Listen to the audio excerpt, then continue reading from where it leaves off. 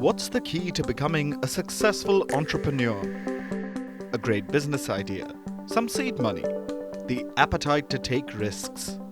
On the surface, that might seem like all of it. But in reality, the success of a startup relies on a list of other very crucial factors. Among them are supportive government policies and a competitive market. For a developing country like India, it becomes even more crucial. India is one of the world's fastest growing economies.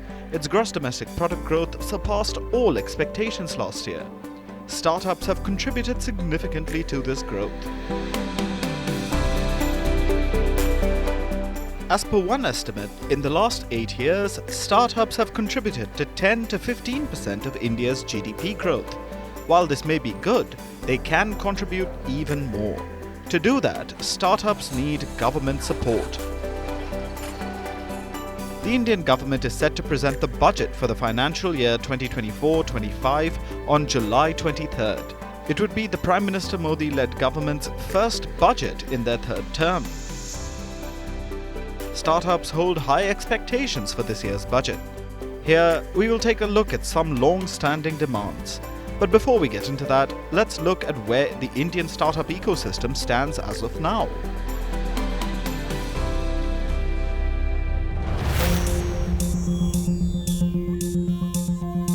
India boasts over 142,000 government-registered startups. A report by the Confederation of Indian Industry says that in the last decade alone, nearly 100 startups have achieved unicorn status. These are startups with a market valuation exceeding $1 billion. The report says that by 2035, India could witness 300 new unicorns. Yet, their journey hasn't been one without hurdles. While India has seen firms like Zomato, Flipkart and Ola thrive in their fields, some are facing a fall from grace, like the edtech firm Byju's.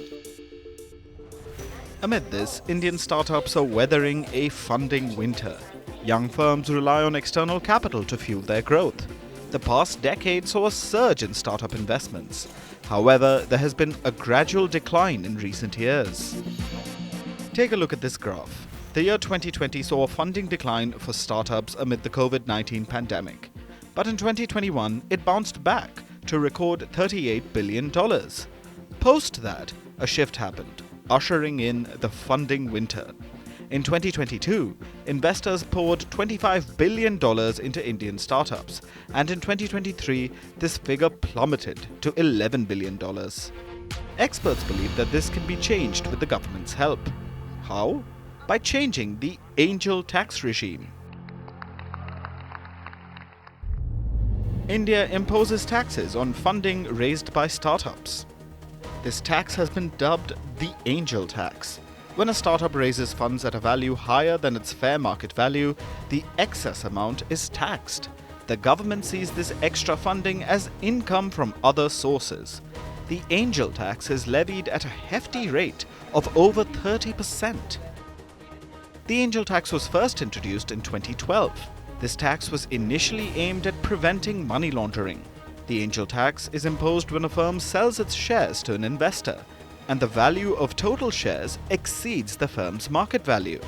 At the time the tax was brought in, it was believed that some companies might be using high valuations to invest their black money into startups. Originally, only investments from Indian investors were taxed, but in 2019, it was extended to include investments from non-resident Indians or NRIs. This added more complexity to the funding processes. And last year, the government expanded its scope to include foreign investors. The startup community says that this tax creates a substantial financial burden for them. It makes it harder for them to attract investments. And if the investments finally come in, the angel tax takes away a big part of the funds.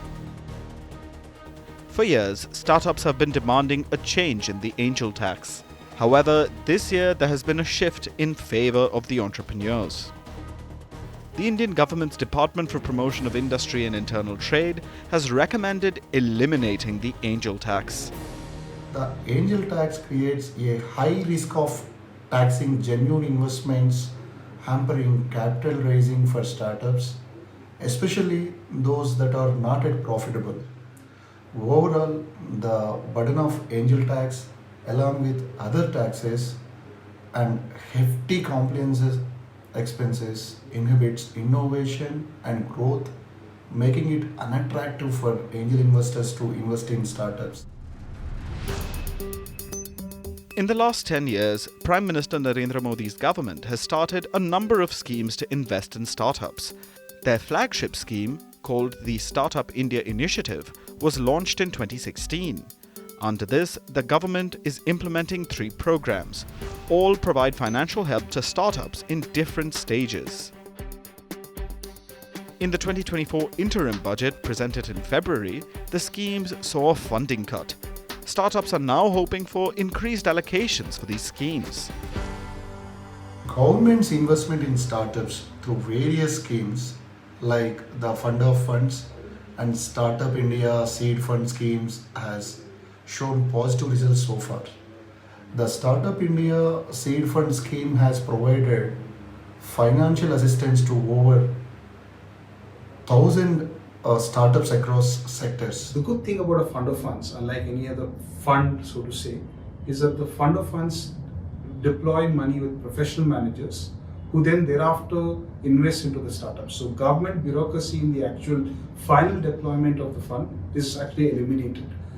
It therefore has seen a lot of success with many professional fund managers using the tap of SEBI to raise funds and to deploy with startups.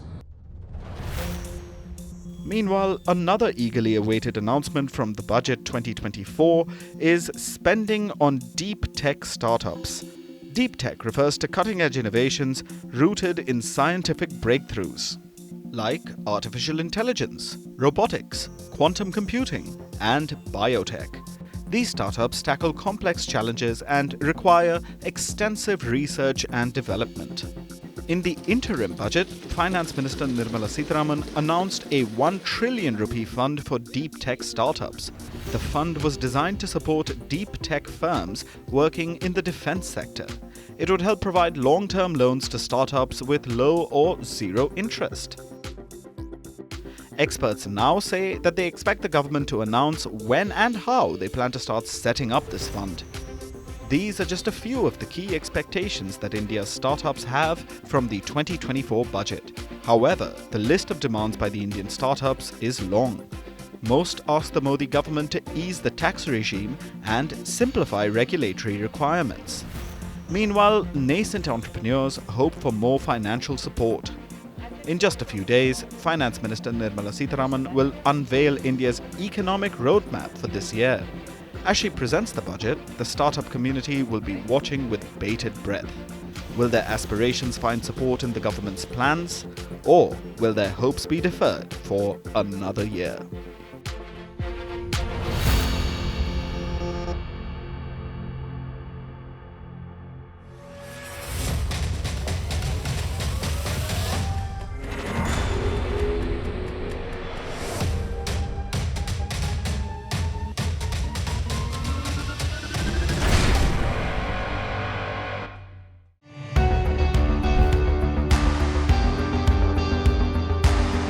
Across continents, one powerful news source.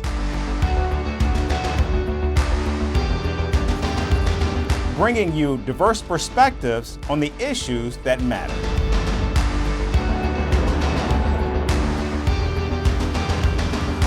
We go beyond the boundaries to give you that little extra about every sporting moment.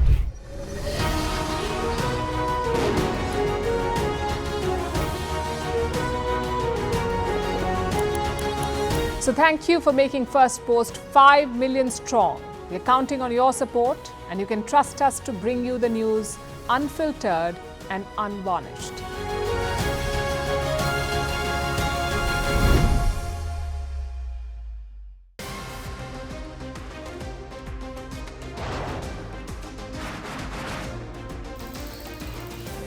On this today, the T20 World Cup bandwagon has moved across to the West Indies. What can you expect? Hello, I'm Alex. South Africa. Today we have a special Start with a report on India's shifting nuclear posture. The first time since India officially became a nuclear power. Hello and welcome to Firstpost